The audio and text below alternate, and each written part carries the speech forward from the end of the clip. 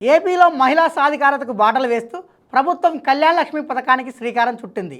ఈ నెల 23న ప్రారంభం కానున్న ఈ పథకం ద్వారా డ్వాక్రా మహిళల కుమార్తెల వివాహానికి 10,000 నుంచి గరిష్టంగా ₹1,00,000 వరకు 4% పావలా వడ్డీకే ప్రభుత్వం రుణాలు అందించనుంది.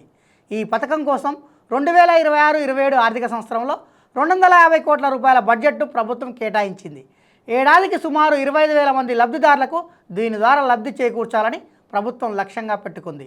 డ్వాక్రా సంఘంలో కనీసం 6 నెలల సభ్యత్వం ఉండి గతంలో తీసుకున్న రుణాలను సకాలంలో చెల్లించిన మహిళలు దీనికి అర్హులు. తీసుకున్న ఈ రుణాన్ని గరిష్టంగా 48 నెలల వాయిదాల్లో తిరిగి చెల్లించవచ్చు. లబ్ధిదారులు స్థానిక వెలుగు కార్యాలయాలు లేదా విఓఏ ద్వారా బయోమెట్రిక్ ప్రమాణీకరణతో దరఖాస్తు చేసుకోవచ్చు. అవసరమైన పత్రాలను సమర్పించిన 48 గంటల్లోనే రుణం మంజూరు చేసేలా ప్రక్రియను రూపొందించారు. అమ్మాయి పెళ్లిని ఆర్థిక భారంగా కాకుండా గౌరవంగా నిర్వహించాలనే ఉద్దేశంతో ప్రభుత్వం ఈ చొరవ తీసుకుంది.